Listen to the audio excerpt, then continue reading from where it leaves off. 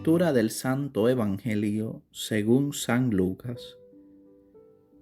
En aquel tiempo, al ver Jesús que la multitud se apretujaba, comenzó a decir: Esta es una generación malvada. Pide un signo y no se le dará otro que el de Jonás. Así como Jonás fue signo para los ninivitas, también el Hijo del Hombre lo será para esta generación. El día del juicio, la reina del sur se levantará contra los hombres de esta generación y los condenará, porque ella vino de los confines de la tierra para escuchar la sabiduría de Salomón, y aquí hay alguien que es más que Salomón.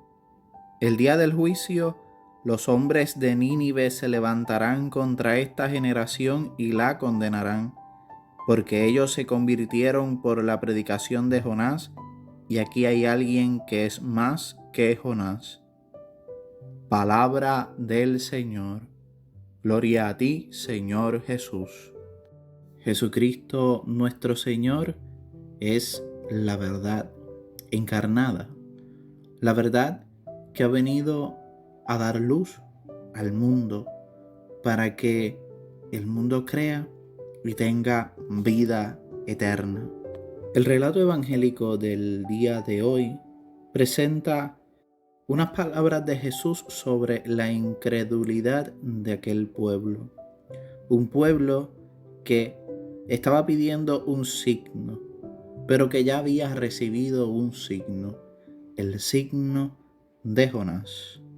Podemos recordar el signo de Jonás, el milagro que relata la Sagrada Escritura. Jonás, al negarse ir donde Dios le pedía, se lo tragó un cetáceo y lo llevó a donde Dios lo iba a enviar de misión. Este signo para los hombres de aquella generación fue un claro signo y manifestación de Dios, de que Dios estaba comunicándose con aquel pueblo, que Dios quería tener una relación con aquellas personas para demostrar su cercanía, su compromiso y su amor. Los ninivitas supieron acoger aquel signo y convirtieron su vida a Dios. Pero resulta que Jesús llama a la generación de su tiempo una malvada. Y parecería ser que son palabras duras, pero Jesús, en su bondad, está apelando a la conversión de aquellos corazones. Nos podríamos preguntar a quiénes se refería Jesús cuando dice estas parábolas. ¿A qué personas específicamente dentro de aquella generación? Es importante entender el contexto del capítulo donde se encuentran estas parábolas. El capítulo 11 del Evangelio según San Lucas comienza con una petición de sus discípulos para que Jesús les enseñe a orar. Seguidamente Jesús les enseña la oración del Padre Nuestro. Seguida de esta oración, Jesús exhorta a los discípulos a que pidan, a que busquen y a que llamen. Y en toda ocasión encontrarán respuesta. Luego de estas palabras, el Evangelio relata que Jesús estaba expulsando un demonio que era mudo. Y al salir el demonio de la persona, aquella persona comenzó a hablar y la gente quedó admirada. Pero enseguida algunos comenzaron a decir que Jesús expulsaba a los demonios por el poder de Belcebú, el príncipe de los demonios. Y otros, para ponerle a prueba, le pedían un signo del cielo. Esta línea evangélica nos guía y conduce a una mejor comprensión del pasaje del Evangelio. Ahora podemos comprender mejor y con toda razón por qué Jesús llama a esa generación malvada. Ya habían presenciado signos, prodigios de Jesús, habían visto cómo Jesús expulsaba demonios, curaba enfermos, sanaba a los afligidos.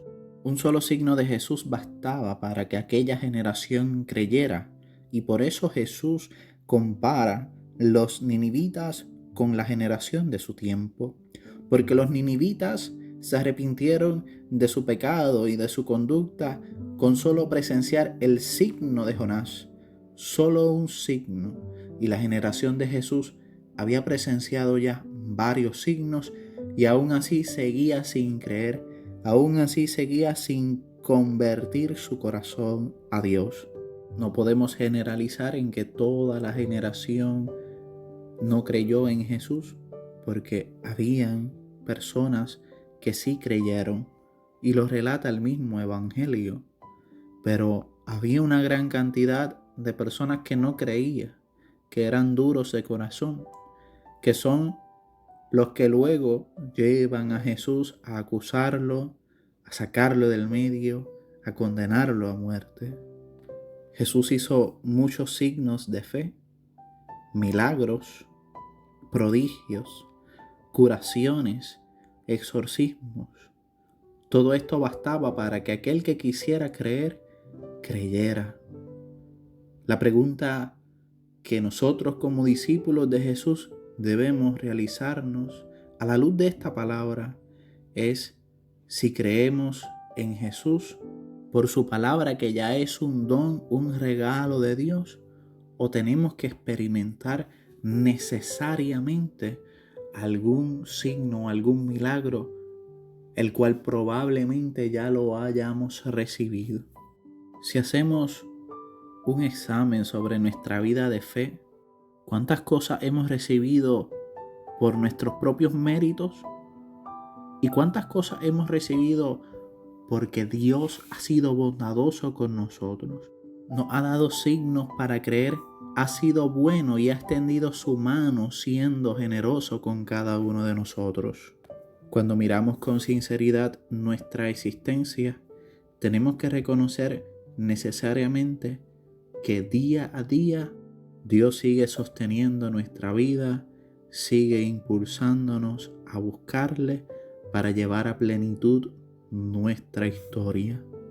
Recibimos signos de fe en testimonios que quizás hemos escuchado. Recibimos signos de fe cuando oramos.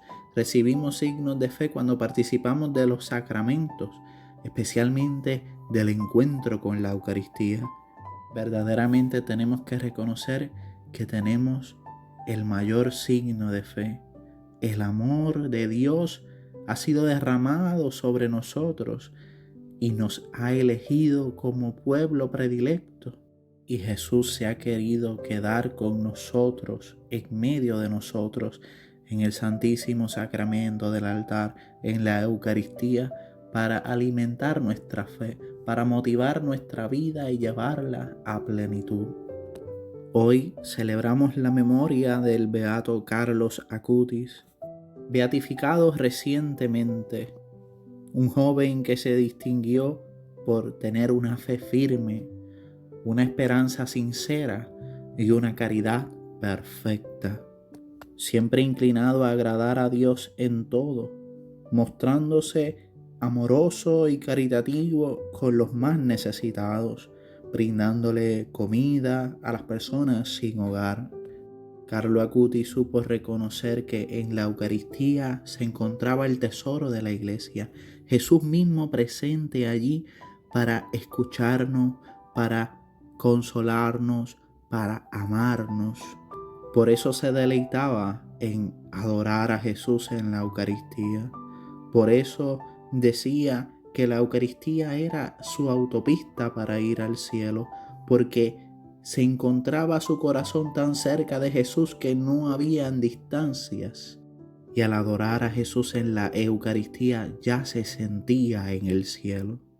Por eso este beato joven decía sin vacilar: estoy contento de morir porque he vivido mi vida sin malgastar ni un minuto de ella en cosas que no le agradan a Dios.